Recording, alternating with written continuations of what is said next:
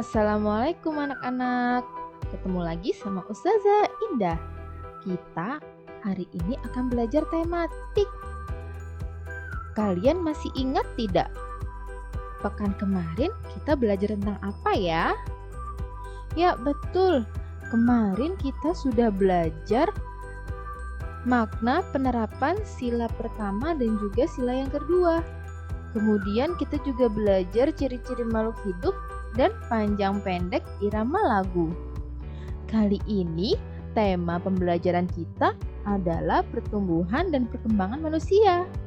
Yang kita pelajari hari ini adalah menghargai perbedaan, pertumbuhan dan perkembangan manusia, serta dinamika gerakan kuat dan lemah dalam tari.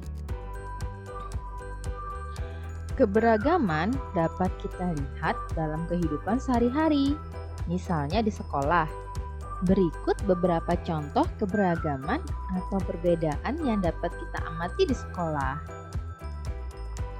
Yang pertama, perbedaan gender, misalnya laki-laki dan perempuan.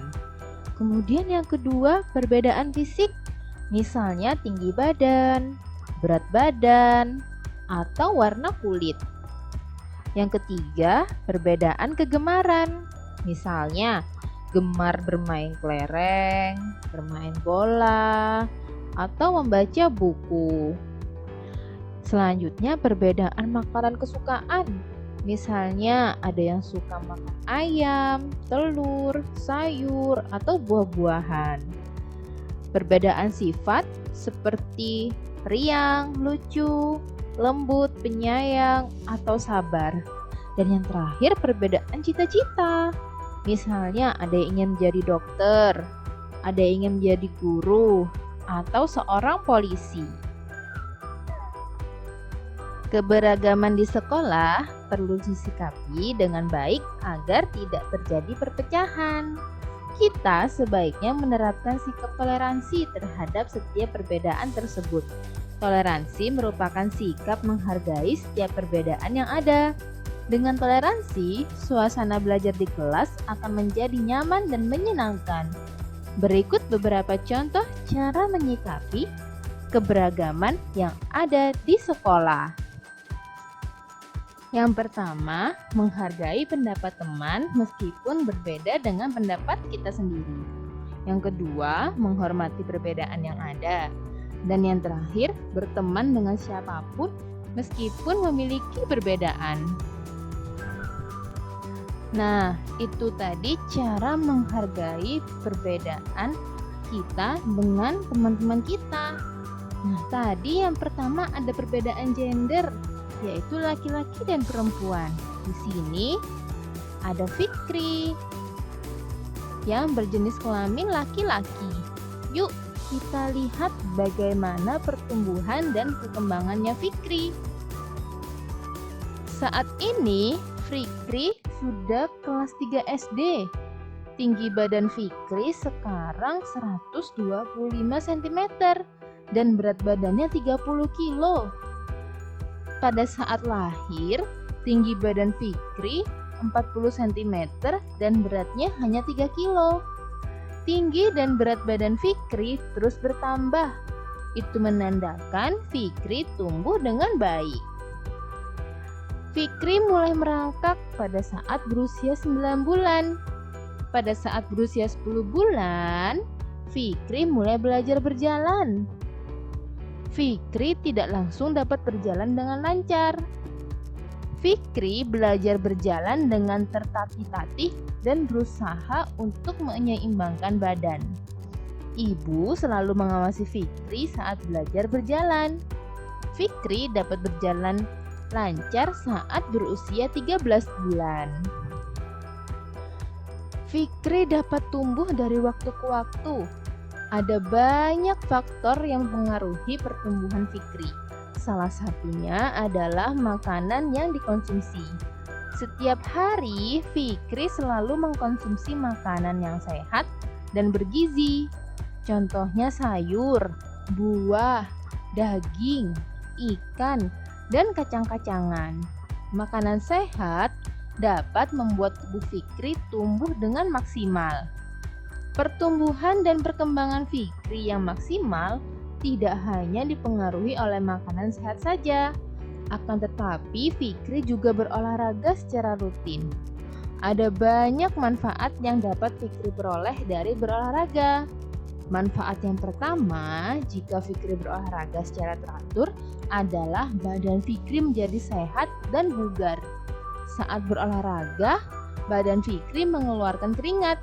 Selain itu, napas Fikri juga akan lebih panjang sehingga tidak mudah lelah.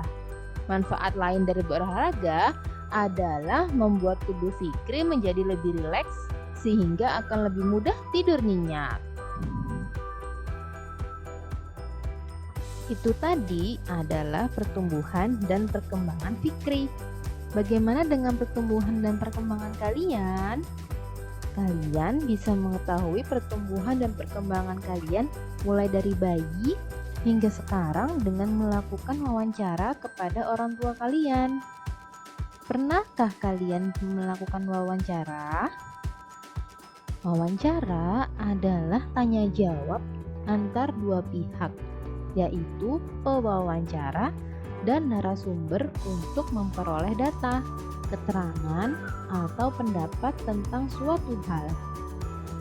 Sedangkan pewawancara adalah orang yang melakukan wawancara. Dan narasumber adalah orang yang memberikan jawaban atau pendapat atas pertanyaan pewawancara. Orang yang dijadikan narasumber adalah orang yang ahli di bidang yang berkaitan dengan informasi yang kita cari. Sebelum melakukan wawancara, kita harus membuat daftar pertanyaan terlebih dahulu.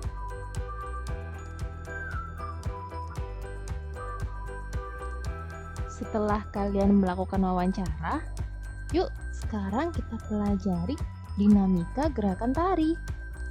Apa sih tarian itu?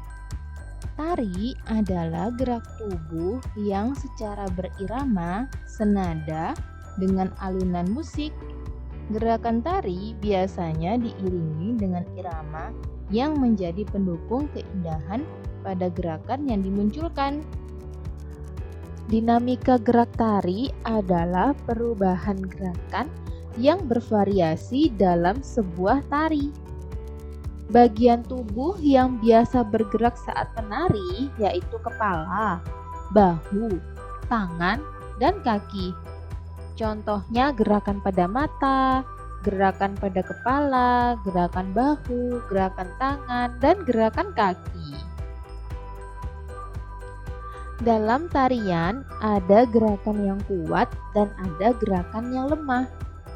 Gerakan yang kuat adalah gerakan yang sifatnya bersemangat sehingga memerlukan banyak tenaga saat menari. Contoh gerakan kuat dalam menari yaitu mengangkat tangan dengan cepat atau hentakan kaki dengan semangat.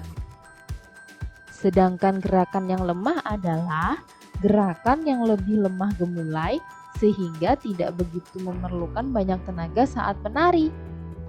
Contoh gerakan lemah dalam menari yaitu memutar pergelangan tangan dengan lemah gemulai atau mengayunkan tangan secara perlahan.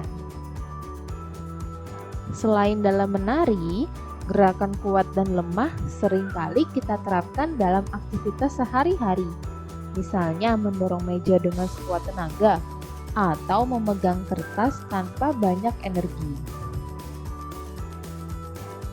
Alhamdulillah, pembelajaran kita sudah selesai. Terima kasih atas perhatiannya. Wassalamualaikum warahmatullahi wabarakatuh.